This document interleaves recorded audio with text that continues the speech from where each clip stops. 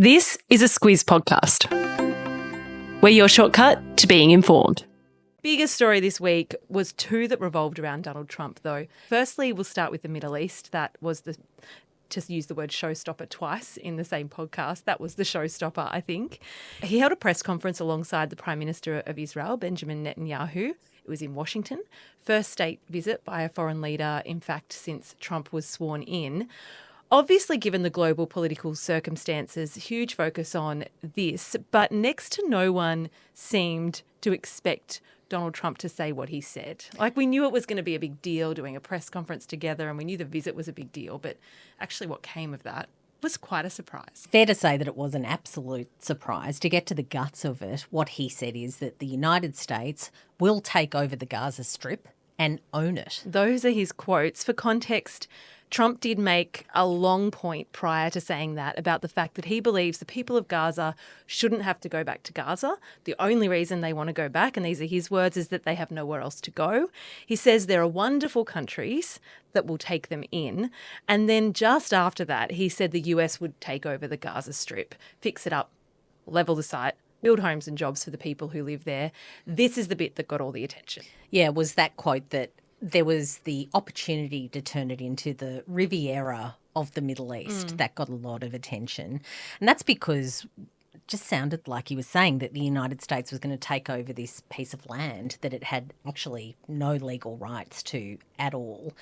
Matthew Knott, who writes for the Sydney Morning Herald and The Age, opened his analysis piece of that press conference saying, and this is his quote, the leader of the free world advocates ethnic cleansing and dresses it up as a golden real estate opportunity.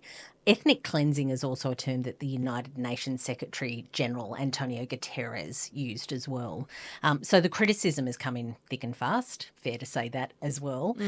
As for what Netanyahu said afterwards, he said that it was a remarkable idea that should be really pursued, examined, pursued and done. Yeah, this is the first good idea he's heard, was what he said. So it's this idea that this is a big thought, that this is a big idea and it warrants some attention, and that he's looking for a solution, but it's so complicated.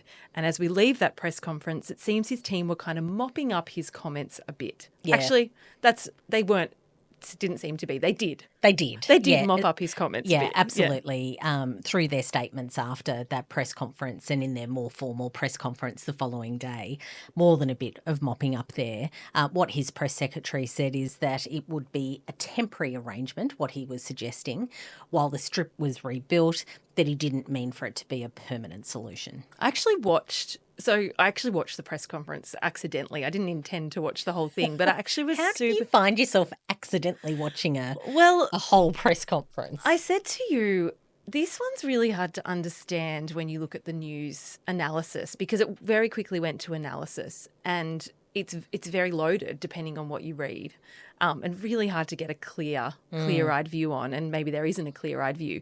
But so I thought I just want to listen to it, want to hear what happened, and I thought I'd listen to like that 5 minutes. But it was actually super interesting watching the press conference because you could see the journalists in the room gradually realising the gravity of what he was saying. It was kind of like they sort of started asking questions and then they sort of just got louder and louder and were just like, what do you mean? What do you mean? So it is worth a look if you want to spend 40 minutes watching that. I mean, I guess at the end of the day, what came from all of this is that Trump is really looking at this very differently. That was where the shock was. From there, of course, world leaders were asked about their response to this big idea. Remembering here in Australia in particular, we have a policy to support a two-state solution. So that means whatever the arrangement, Israelis and Palestinians are able to live in peace and security side by side. That's the formal wording.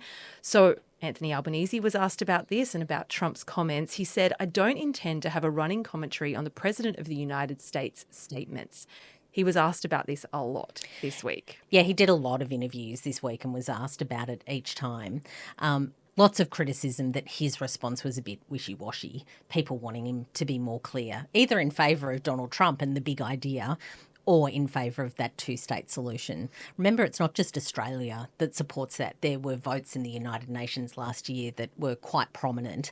Most of the world supports that two-state solution approach, that the idea that there should be some sort of arrangement that Israel and Palestine should exist together side by side. Yeah, that's right. He referenced, interestingly, because he was asked like a number of times about what he thought about what Trump said, and he kept saying, "I don't intend to comment on it." Not commenting. I guess the other part of the criticism is that regardless, he should just have a firmer view and a view on what the president says at any given moment. His response to that was that he can't comment on everything Donald Trump says, and he referenced the imposition of tariffs on Mexico and Canada, which brings us to the next story, neighbours of the US, of course, and China as well, and that Trump sort of announced those and then walked back from them this week. So that was his reasoning for not having a strong position on what Trump says, because he may well change his mind. Let's talk about the tariffs part of the week. It's an issues-rich environment, isn't it, for which world leaders to navigate, particularly issues driven by Donald Trump. Squiz Shortcuts is your friend on tariffs. If you want to get to the bottom of that, we've done a shortcut. You can get your bearings on it. The top line, though, is that Trump is delivering on an election promise to penalise America's three biggest trading partners, Canada, Mexico, China, not just because he wants to put in place a regime that would benefit American producers and manufacturers, but also to penalise them. He says there's a major threat from illegal immigration and drugs coming from those three countries. Yeah, Trump's a businessman, and that's been talked about a lot this week, and his approach to all of these things are from that businessman lens. He's been giving speeches for a long time and has long advocated for these taxes as a way to boost the domestic economy, so they're not a huge surprise. But layering the immigration and drugs issue seems to be a little bit new. Yeah, so you would penalise these countries' economies for not giving enough action on preventing drugs from entering the United States from the northern and the southern borders. We're talking particularly about this reaction to the opioid crisis in the United States, drugs like fentanyl, really devastating communities.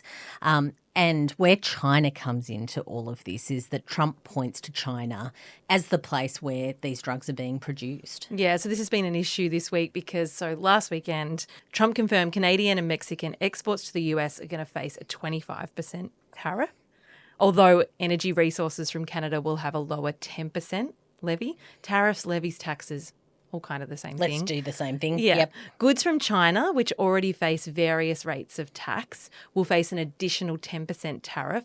That's actually much lower than the 60% he'd sort of threatened. Yeah, during the campaign, he was talking about a 60% tariff on China. You mentioned the walkback bit, though. That did happen this week. So Mexico and Canada have been able to have the start date pushed back by a month. They say that they're actually going to take action over the next month to strengthen their borders to deal with those sorts of issues that we talked about, illegal immigration and drugs coming over the border. The hope is that the action that they take within that month will satisfy Trump and that the tariffs threat will go away. So we'll see how that unfolds. The Chinese tariffs, though, are in place now. They weren't able to have it pushed back. It's responded with its own suite of levies on American imports into China. Thanks for watching. For more news with the Squiz, make sure to hit subscribe using the button below. We're your shortcut to being informed.